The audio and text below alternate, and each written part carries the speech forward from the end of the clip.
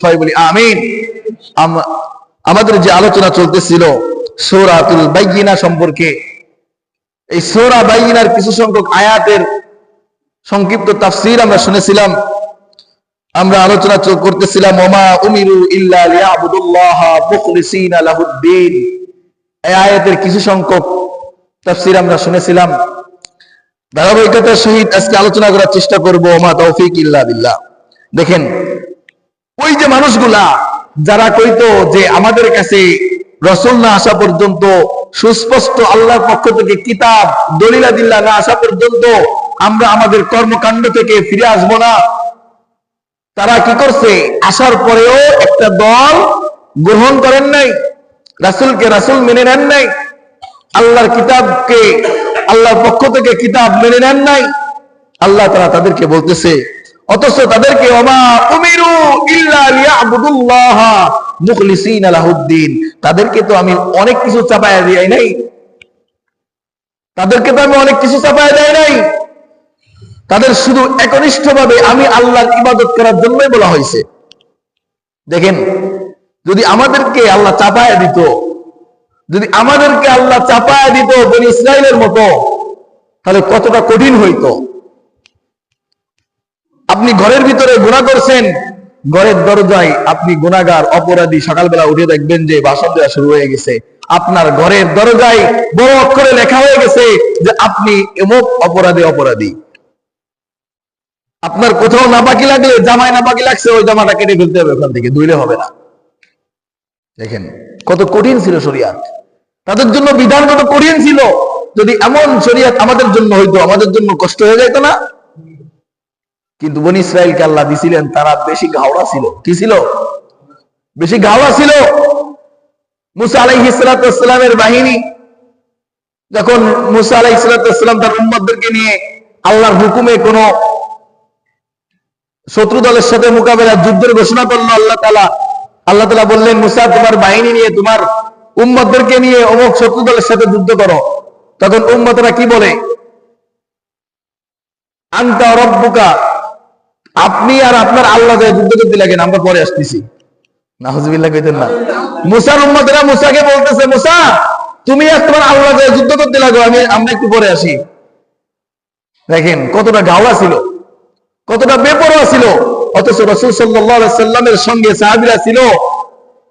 যখন উহুদের ময়দানে বদরের প্রান্তে রাসূল সাল্লাল্লাহু আলাইহি সাল্লামকে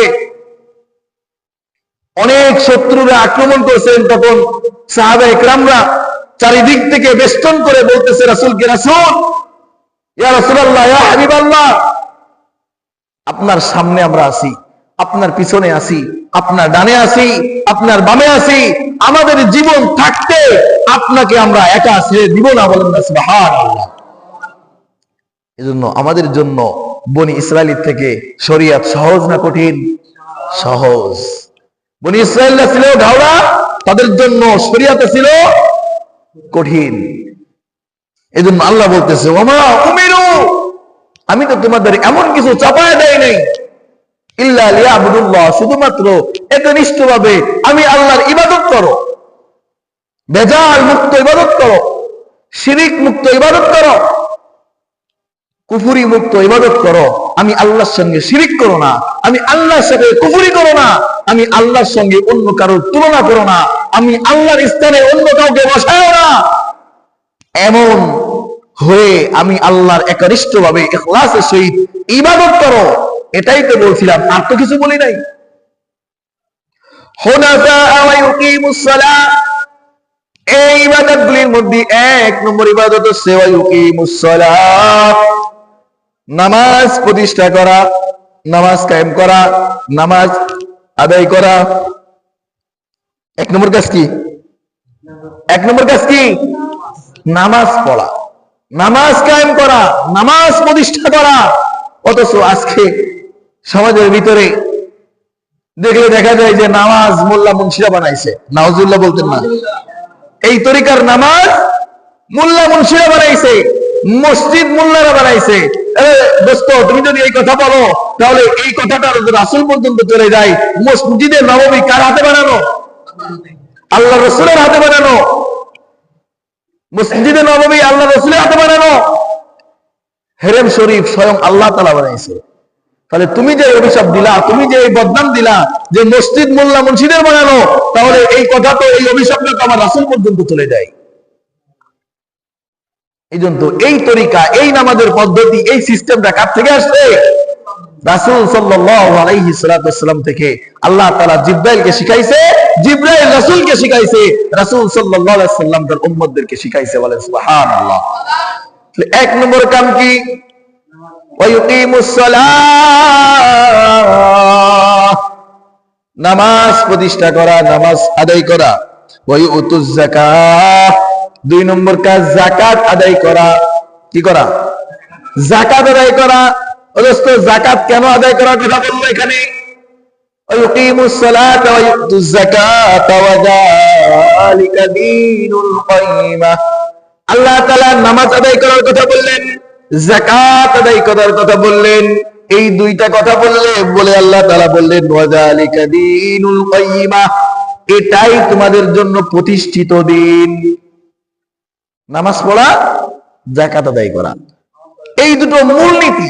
এই দুটো কি মূলনীতি? কেমন? এখানে সুদ ছাড়ার কথা বলে নাই, এখানে ঘুষ ছাড়ার কথা বলে নাই, এখানে হারাম কাজ ছাড়ার কথা বলে নাই। শুধু দুইটা মূলনীতি বলে দিছে, একটা জান আর একটা মাল। ভালো করে বোঝেন দোস্ত, একটা জানের আমল আর একটা মালের আমল। কারণ আল্লাহ তাআলা বলেছে ইন্নাল্লাহা আশতারা মিনাল মুমিনিনা আনফুসাহুম ওয়া আমওয়ালাহুম বিআন্না লাহুমুল জান্নাহ। আমি মুমিন বান্দাদের কাছ থেকে ক্রয় করে নিয়েছি। ইন্নাল্লাহা আশতারা মিনাল মুমিনিন, মুমিনদেরকে আল্লাহ তাআলা ক্রয় করে নিয়েছে। আমওয়ালাহুম ওয়া আমওয়ালা আনফুসাহুম ওয়া আমওয়ালাহুম, তাদের জান এবং মাল কি ক্রয় করছে? জান এবং মাল। বিআন্না লাহুমুল জান্নাহ, কিসের বিনিময়? জান্নাতের বিনিময়। কিসের বিনিময়? দেখেন এখানে আল্লাহ তাআলা ডাইরেক্ট বললেন যে ব্যক্তি মুমিন, এই ব্যক্তি মুমিন হওয়ার পর দুইটা জিনিস আমি আল্লাহকে দিতে হবে। কয়টা জিনিস? একটা জান, একটা মাল। একটা জান, একটা মাল। মানুষ দেখবেন এই দুইটার প্রতি বেশি দরদওয়ালা, মানুষ এই দুইটার প্রতি বেশি দুর্বল। জীবন দিতে কেউ চায় না। চায়? জীবন দিতে চায় না। মাল কেউ খরচ করতে চায় না। কি চায় না? মাল কেউ খরচ করতে আল্লাহর রাস্তায় চায় না। এই দুইটা জিনিস মূলনীতি, আর এই দুইটা জিনিসের প্রতি মানুষ কৃপণতা আর দুর্বলতা দেখায়। আল্লাহ তাআলা দুইটা মূলনীতি বলে দিলেন যে ওয়াযালিকা দীনুল কাইয়্যিমা, এই দুইটাই প্রতিষ্ঠিত দিন। একটা আছে ইউকিমুস সালাহ আর একটা আছে ওয়ায়ুতুজ যাকাত। একটা জানের সদকা, একটা মালের সদকা। জানের সদকা করলে কি হবে? ওয়ায়ুকিমুস সালাহ, তুমি যদি নামাজ প্রতিষ্ঠা করো, নামাজ কায়েম করো, তোমার থেকে হারাম সমস্ত কর্মকাণ্ড বিদায় নিবে। বলেন সুবহানাল্লাহ। কারণ আল্লাহ তাআলা ওয়াদা করছেন ইন্নাস সালাতা তানহা আনিল ফাহশাই ওয়াল মুনকার। যদি তোমার জীবনে নামাজ প্রতিষ্ঠা করতে পারো, তোমার থেকে সমস্ত খারাপি দূর হয়ে যাবে, সমস্ত হারাম কাজ বিদায় নিবে, সমস্ত কিছু থেকে তুমি পুত পবিত্র হয়ে যাবা। এই জন্য আল্লাহ তাআলা এখানে মূলনীতি হিসেবে দুইটা মূলনীতি উল্লেখ করেছেন। তুমি নামাজ প্রতিষ্ঠা করো, তোমার জিন্দেগিতে, তোমার জীবনে নামাজের প্রতি যত্নবান হও, নামাজ ইখলাসের সহিত আদায় করো, আল্লাহকে রাজি খুশির জন্য, আল্লাহর সন্তুষ্টি অর্জনের জন্য নামাজ প্রতিষ্ঠা করো। তুমি যদি আল্লাহর সন্তুষ্টির জন্য নামাজ প্রতিষ্ঠা করতে পারো, তোমার থেকে সমস্ত খারাপি, সমস্ত হারামগুলা বিদায় নিয়ে তোমাকে পুত পবিত্র বানায় দিবেন। সিনিকে আল্লাহ তোমাকে পুত পবিত্র আল্লাহর নামাজের মাধ্যমে বানাই দিবে। আল্লাহ ওয়াদা করছে ইন্নাস সালাতা তানহা আনিল ফাহশাই ওয়াল মুনকার। তাহলে মূলনীতি হিসেবে দুইটা জিনিস পাইলাম। কয়টা? নামাজ আদায় করা, সঠিকভাবে যাকাত দেওয়া।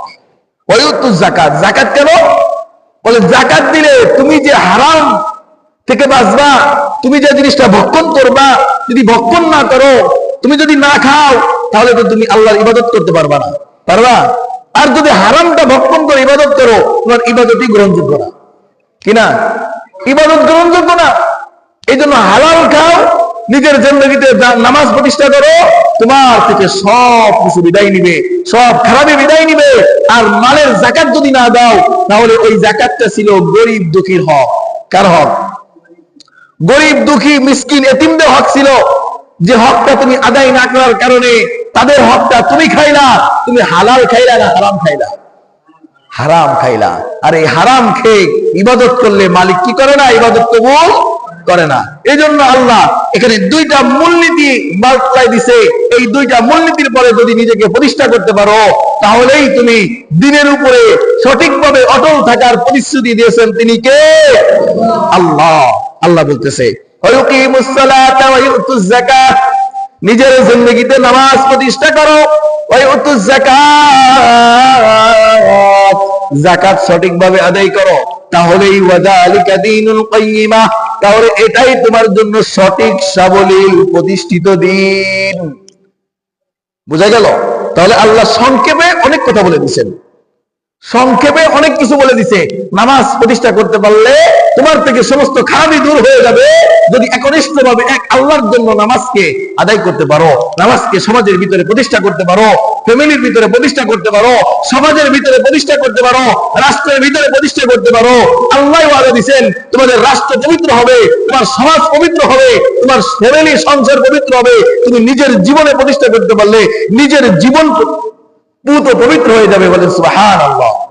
আর ওয়ায়ুতুজ যাকাত, যাকাত আদায় করো, মালের সমস্ত লেনদেন পবিত্র, মালের সমস্ত লেনদেন পবিত্র, ভক্ষণ হবে হালাল, ইবাদত হবে একনিষ্ঠ কার জন্য?